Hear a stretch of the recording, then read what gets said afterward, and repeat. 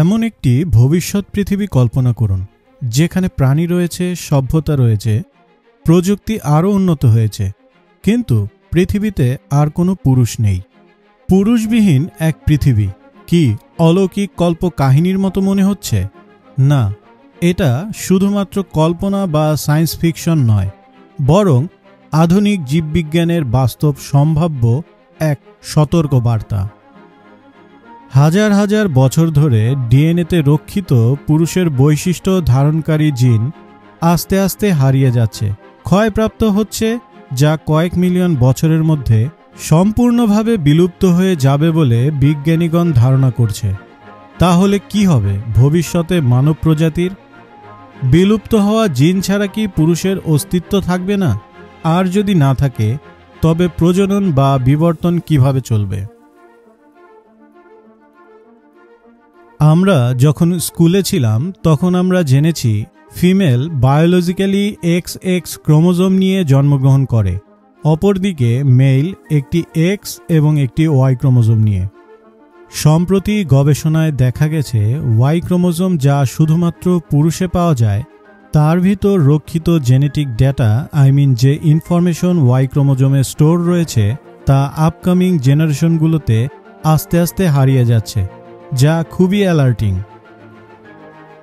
বিজ্ঞানীগণ বলছেন পুরুষ তার Y ক্রোমোজোমে যে সকল জেনেটিক ডেটা বহন করত তার 97% হারিয়ে ফেলেছে, বাকি 3% অবশিষ্ট রয়েছে। পুরুষের লিঙ্গ নির্ধারণকারী Y ক্রোমোজোমের অবস্থা কি সেই বিষয়ে ধারণা পেলাম। ঠিক এই জায়গাতে নারীর কি ঘটছে? অবাক করার মতো ব্যাপার, প্যারাডক্সিক্যালি এই জায়গায় নারীর ডিএনএ জেনারেশন আফটার জেনারেশন আরও আপডেটেড মিন্স শক্তিশালী হচ্ছে। ওই একই গবেষণায় দেখা গেছে X ক্রোমোজোম, যেটা এক্সক্লুসিভলি শুধুমাত্র ফিমেলে পাওয়া যায়, তার জেনেটিক ডেটা ক্ষতিগ্রস্ত তো হয়নি, বরং আরও উন্নত বৈশিষ্ট্যে আপডেট হয়েছে এবং তা চলমান রয়েছে। একটি উদাহরণ সহজেই আপনাদের চোখে পড়বে। একটু খেয়াল করলে দেখবেন আমাদের আশেপাশে যে সকল মহিলা রয়েছে তাদের আয়ুষ্কাল পুরুষের চেয়ে বেশি, মানে মহিলারা পুরুষের চেয়ে বেশি দিন বাঁচে। মহিলাদের এই দীর্ঘজীবন প্রাপ্তির গোপন রহস্য আসলে লুকিয়ে আছে এই X ক্রোমোজোমে। X ক্রোমোজোম এতটাই শক্তিশালী হয়েছে যে নারীদের বিভিন্ন ধরনের রোগ এবং এইজ রিলেটেড ডিসঅর্ডার যা ছিল তা থেকে X ক্রোমোজোম প্রোটেকশন দিচ্ছে। আপনারা জেনে অবাক হবেন, আমাদের স্তন্যপায়ী শ্রেণীর যে সকল প্রাণী রয়েছে সকলেরই পুরুষ নির্ধারণী ক্রোমোজোম হচ্ছে Y, মানে ম্যামেলিয়ান ক্লাসে অন্তর্গত সকল পুরুষ XY এবং সকল নারী XX ক্রোমোজোম ক্যারি করে। আর ভয়ঙ্কর তথ্য হচ্ছে ম্যামেলিয়ান শ্রেণীর সকল পুরুষের Y ক্রোমোজোমে সংরক্ষিত তথ্য বিপজ্জনক অবস্থায় রয়েছে। সামগ্রিকভাবে বললে প্রকৃতিতে বিদ্যমান সকল পুরুষ প্রজাতি হুমকির মধ্যে বেঁচে আছে। কিন্তু প্রকৃতি কেন এমনটা করছে? যদিও আমরা জানি জীবের টিকে থাকা নির্ভর করে নারী ও পুরুষের উভয়ের ওপর। আজকের ভিডিও খুব ইন্টারেস্টিং হতে যাচ্ছে। আমরা শুধু Y ক্রোমোজোম বিলুপ্ত হয়ে যাচ্ছে এই হেডলাইনে সীমাবদ্ধ না থেকে এই সমস্যার একদম ডিএনএ পর্যায়ে চলে যাব, আর এই কমপ্লেক্স বিষয়টি বুঝব একদম সহজ ভাষায়। সো ফ্রেন্ড, শুরু করি একদম বেসিক লেভেল থেকে। আমরা হিউম্যান ট্রিলিয়নস অফ সেল দ্বারা তৈরি, আর এই সকল সেলে বিভিন্ন ধরনের সেল অর্গানেলস রয়েছে। সকল ধরনের কোষের জৈবিক কার্যাবলী নিয়ন্ত্রিত হয় নিউক্লিয়াসের মাধ্যমে, যাকে কোষের ব্রেইন বলে। নিউক্লিয়াসের ভেতর ক্রোমোজোম থাকে জোড়া আকারে, মানে একই ধরনের ক্রোমোজোম অনুরূপ আরেকটি ক্রোমোজোমের সাথে পাশাপাশি অবস্থান করে। ক্রোমোজোম তৈরি হয় দীর্ঘ ডিএনএ চেইন দিয়ে, যা হিস্টোন নামক এক ধরনের স্পেশাল বাইন্ডিং প্রোটিনের মধ্যে হাইলি সুপারকয়েলড অবস্থায় কনডেন্সড হয়ে। বেসিক্যালি ক্রোমোজোম একটি কাঠামো যা ডিএনএ সুতাকে বেঁধে রাখে এবং সুরক্ষা দেয় বাহিরের যে কোনো ধরনের পরিস্থিতি থেকে। আমাদের মধ্যে অনেকেই আছেন যারা ডিএনএ, জিন এবং ক্রোমোজোম এই তিনটি বিষয়কে গুলিয়ে ফেলেন। ব্রড সেন্সে দেখলে এই তিনটি বিষয়কে একরকম মনে হলেও ডিপ আন্ডারস্ট্যান্ডিংয়ের ক্ষেত্রে এরা ভিন্ন ভিন্ন অর্থ বহন করে। বিষয়গুলো নিয়ে পরিষ্কার ধারণা নেয়ার চেষ্টা করি। ডিএনএ হচ্ছে ডিঅক্সি রাইবো নিউক্লিক অ্যাসিড, যা 4 ধরনের নিউক্লিওটাইডের পলিমার। এই 4 ধরনের নিউক্লিওটাইড একটার পর একটা সংযুক্ত হয়ে লম্বা চেইন তৈরি করে। ডিএনএকে জীবের ব্লুপ্রিন্ট বলা হয়। জীবের সকল জৈবিক এবং চারিত্রিক বৈশিষ্ট্য কোড আকারে ডিএনএতে রক্ষিত থাকে, যা প্রজন্ম থেকে প্রজন্মে স্থানান্তরিত হয়। ডিএনএর গঠন বিষয়ে একটি ভিডিও রয়েছে, ডেসক্রিপশনে লিংক দেয়া রইল। আমাদের ডিএনএর এমন কিছু সেগমেন্ট বা অংশ রয়েছে যা প্রোটিন তৈরিতে বিশেষ ভূমিকা পালন করে, আর এই প্রোটিন শরীরে একটি নির্দিষ্ট জৈবিক কার্যাবলী সম্পাদন করে। মূলত ডিএনএর যে অংশ থেকে প্রোটিন তৈরি হয় সেই অংশগুলোকে জিন বলে। আমাদের সম্পূর্ণ ডিএনএর মাত্র 2% কোডিং ডিএনএ, যাকে আমরা জিন বলছি, আর বাকি 98% ডিএনএ হচ্ছে নন কোডিং ডিএনএ, যা এখন পর্যন্ত আমাদের কোনো কাজেই আসছে না। অবাক করার মতো তথ্য হচ্ছে আমাদের 2% কোডিং ডিএনএ মানে জিন থেকে 20,000-এরও অধিক প্রোটিন তৈরি হয়। ক্রোমোজোম হল ডিএনএর একটি কমপ্লেক্স স্ট্রাকচার। পূর্বেই বলেছি, বিশেষায়িত এক ধরনের হিস্টোন নন হিস্টোন বাইন্ডিং প্রোটিনের সাহায্যে ডিএনএ সুপার কোয়াইল্ড অবস্থায় একটি কনডেন্স স্ট্রাকচার তৈরি করে, যা মাইটোসিস সেল ডিভিশনের মেটাফেজ স্টেজে এই রকম এক্স আকৃতি ধারণ করে। লং স্টোরি শর্ট যদি বলি, ডিএনএ হচ্ছে কোডিং এবং নন কোডিং অংশের সম্মিলিত অবস্থা, আর সম্পূর্ণ ডিএনএর কনডেন্স স্ট্রাকচার হচ্ছে ক্রোমোজোম। আমাদের প্রতিটি কোষে বিদ্যমান ক্রোমোজোমগুলো জোড়া আকারে পাওয়া যায়। এখন আপনাদের মনে প্রশ্ন আসতে পারে, ক্রোমোজোম কেন জোড়া আকারে পাওয়া যাবে? সরাসরি একটি উদাহরণে চলে যাই। আমার দেহে 23 জোড়া মানে 46টি ক্রোমোজোম রয়েছে, যার 23টি ক্রোমোজোম এসেছে আমার মা থেকে এবং বাকি 23টি ক্রোমোজোম এসেছে আমার বাবা থেকে। আমার বাবা থেকে আসা স্পার্ম যখন আমার মার গর্ভে থাকা ডিমকে ফিউজ করে, তখন মা এবং বাবা থেকে একই ধরনের জেনেটিক ডেটা বহনকারী ক্রোমোজোমগুলো পাশাপাশি এসে একে অপরের সাথে ডেটা আদান প্রদান করে। এই ডেটা আদান প্রদানের জন্য একই বৈশিষ্ট্যের জিন বহনকারী ক্রোমোজোম দুটোকে জোড়া বেঁধে থাকতে হয়। চলুন আরও একটি উদাহরণ দেখি ক্রোমোজোম দুটি জোড়া বেঁধে থাকার কারণ হিসেবে। এই ক্রোমোজোম পেয়ারে সন্তানের হাইট ডিসাইডকারী জিন রয়েছে, যা সন্তান লম্বা হবে না খাটো হবে তা নির্ধারণ করবে। যদি মার থেকে আসা ক্রোমোজোমের লম্বা হওয়া জিনটি ডমিনেন্ট হয়, তবে সন্তান লম্বা হবে, আর বাবা থেকে আসা ক্রোমোজোমের খাটো হওয়া জিনটি ডমিনেন্ট হয়, তবে সন্তান খাটো হবে। এইভাবেই সন্তানে বাবা মার বৈশিষ্ট্য প্রকাশ পায়। ন্যাচারাল সিলেকশন প্রক্রিয়ার জন্য ক্রোমোজোমের জোড়ায় থাকাটা জরুরি। বাবা এবং মা থেকে আসা একই ধরনের ক্রোমোজোমের পাশাপাশি ধারাবাহিক অবস্থান নাম্বার 1 থেকে নাম্বার 22 পর্যন্ত স্বাভাবিক থাকে। এই 22 জোড়া মানে 44টি ক্রোমোজোমকে অটোজোমস বলে। লক্ষ্য করার মতো বিষয়, সন্তান বাবা মার ডিএনএ থেকে তৈরি হলেও তার ফিনোটাইপিক এবং জিনোটাইপিক ক্যারেক্টার বাবা অথবা মার কোনো একজনের মতো হয় না, যেটা হয় বাবা মার বৈশিষ্ট্যের একটি মিশ্রণ। আর এই বৈচিত্র্যতা তৈরি হওয়ার মাস্টারমাইন্ড হচ্ছে জেনেটিক রিকম্বিনেশন। সাধারণভাবে সকল প্রজাতিতে এই রিকম্বিনেশন প্রক্রিয়া আপকামিং জেনারেশনে নতুন নতুন বৈচিত্র্য নিয়ে আসে, যা তাদের অভিযোজনে সাহায্য করে এবং প্রতিকূল পরিস্থিতিতে টিকিয়ে রাখে। জেনেটিক রিকম্বিনেশন সকল প্রজাতিতে সার্ভাইভাল, ফাংশনাল এবং ইভলিউশনে গুরুত্বপূর্ণ ভূমিকা পালন করে।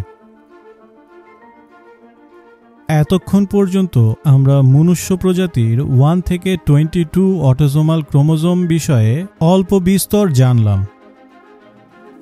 হোমোসেপিয়েন্সে আরও এক জোড়া ক্রোমোজোম রয়েছে, যাকে 23rd ক্রোমোজোম বলে। এই 23তম ক্রোমোজোম জোড়াটি বাকি 22 জোড়া অটোজোমস থেকে সম্পূর্ণ আলাদা, যার নাম সেক্স ক্রোমোজোম। সেক্স ক্রোমোজোম হিউম্যানে দুটি ইউনিক কম্বিনেশনে পাওয়া যায়। যখন এক্স এবং এক্স ক্রোমোজোম পাশাপাশি অবস্থান করে তখন সন্তান মেয়ে হয়, আর যখন এক্স এবং ওয়াই ক্রোমোজোম পাশাপাশি অবস্থান করে তখন সন্তান ছেলে হয়। ইন্টারেস্টিং বিষয় হচ্ছে ওয়াই ক্রোমোজোম শুধুমাত্র পুরুষেই পাওয়া যায়। রিপ্রোডাকশনের সময় বাবা যদি ওয়াই ক্রোমোজোমটি পাস করে তখন সন্তান ছেলে হয়, আর যদি এক্স ক্রোমোজোম পাস করে তখন সন্তান মেয়ে হয়। ছেলে সন্তান জন্মদানের ক্ষেত্রে প্রকৃতগতভাবে মার অ্যাকচুয়ালি কোনো ভূমিকা নেই, সম্পূর্ণ দায়দায়িত্ব বাবার। ওয়াই ক্রোমোজোমের কোনো জোড়া থাকে না, মানে ওয়াই ক্রোমোজোম ভিন্ন জেনেটিক ডেটা বহনকারী ক্রোমোজোমের সাথে লিঙ্কড বা অ্যাটাচ বা জোড়া বেঁধে নিজেকে রিকম্বাইন্ড করে সফটওয়্যার আপডেট করতে পারে না, যেখানে বাকি ক্রোমোজোমগুলো হরহামেশাই করছে। লক্ষ্য করবেন, উইদাউট রিকম্বিনেশন ওয়াই ক্রোমোজোম তার ইউনিকনেস বজায় রেখে জেনারেশন থেকে জেনারেশনে স্থানান্তরিত হচ্ছে। এই আনসাকসেসফুল ইউনিকনেস বৈশিষ্ট্য তাকে ভয়ঙ্কর পরিণতির দিকে ঠেলে দিচ্ছে। বিজ্ঞানীগণ পুরুষের এই ব্যতিক্রম বৈশিষ্ট্যের যে অসহায় পরিণতি অনুমান করছেন তার কি কোনো বৈজ্ঞানিক ভিত্তি রয়েছে? আজ থেকে 30 কোটি বছর আগে যখন পৃথিবীতে ম্যামেলের জন্ম হয় তখন এক্স এবং ওয়াই ক্রোমোজোমে বিদ্যমান জেনেটিক ডেটা অলমোস্ট সেম ছিল, যা আজকের সময় এসে ওয়াই এক্সের চেয়ে কমে 3 গুণ ছোট হয়ে গিয়েছে।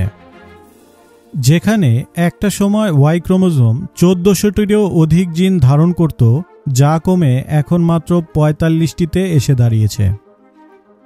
এই হারে ক্ষয় অব্যাহত থাকলে আগামী 10 থেকে 11 মিলিয়ন বছরের মধ্যে ওয়াই সম্পূর্ণরূপে বিলুপ্ত হয়ে যাবে।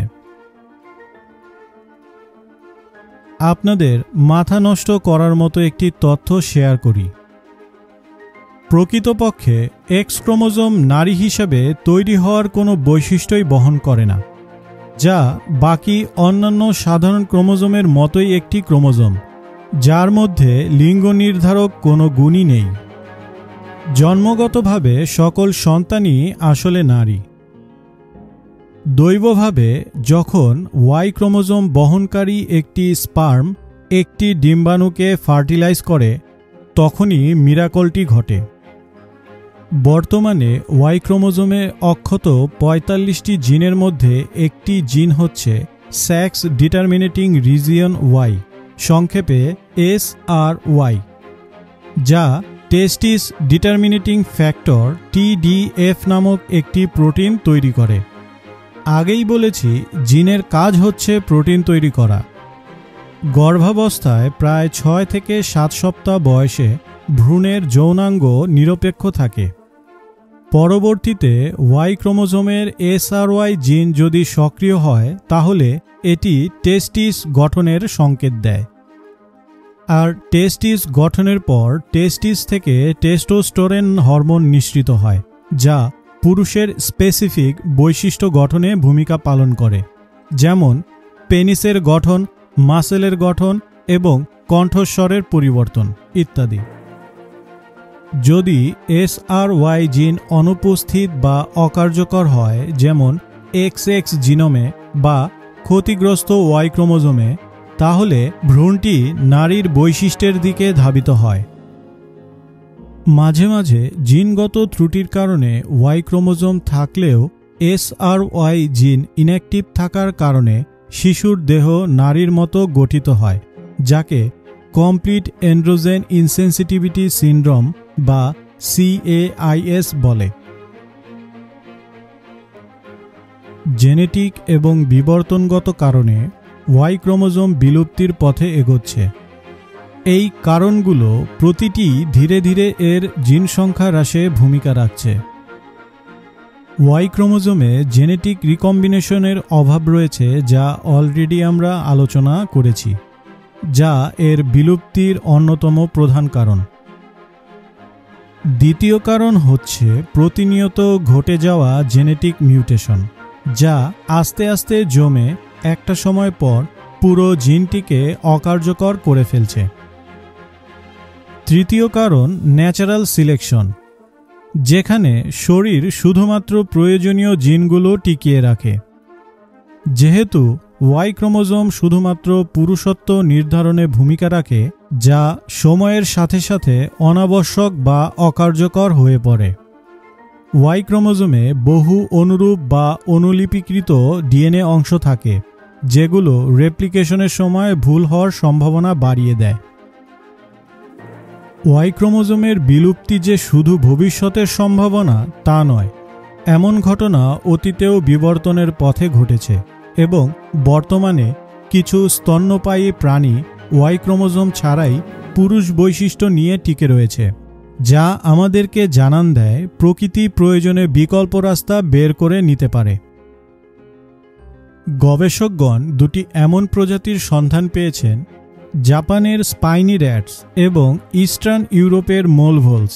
এই প্রজাতি দুটোর মেল এবং ফিমেল র্যাটস খুবই ইন্টারেস্টিংভাবে শুধুমাত্র এক্স ক্রোমোজোম নিয়ে জন্মগ্রহণ করে। তাদের কোনো প্রকার ওয়াই ক্রোমোজোম নেই, কিন্তু অবাক করার মতো একটি বিবর্তন ঘটেছে এই দুটো প্রজাতিতে, যেখানে ওয়াই ক্রোমোজোমের সকল জেনেটিক ডেটা অপর একটি ক্রোমোজোমে ট্রান্সফার হয়ে গিয়েছে এবং প্রজাতি দুটো বিলুপ্ত না হয়ে নতুনভাবে অভিযোজিত হয়ে টিকে রয়েছে। এই নিউজটি শোনার পর আপনাদের অনেকেরই হয়তো চিন্তা কিছুটা হলেও দূর হয়ে গিয়েছে, তাই না? এটা অবশ্যই অন্ধকারে আশার আলোর মতোই একটি ব্যাপার। তবে ইঁদুরের ক্ষেত্রে ঘটে যাওয়া এমন বিবর্তন আমাদের মনুষ্য প্রজাতিতে ঘটবে কিনা সেটা কেউই জোর গলায় বলতে পারবে না।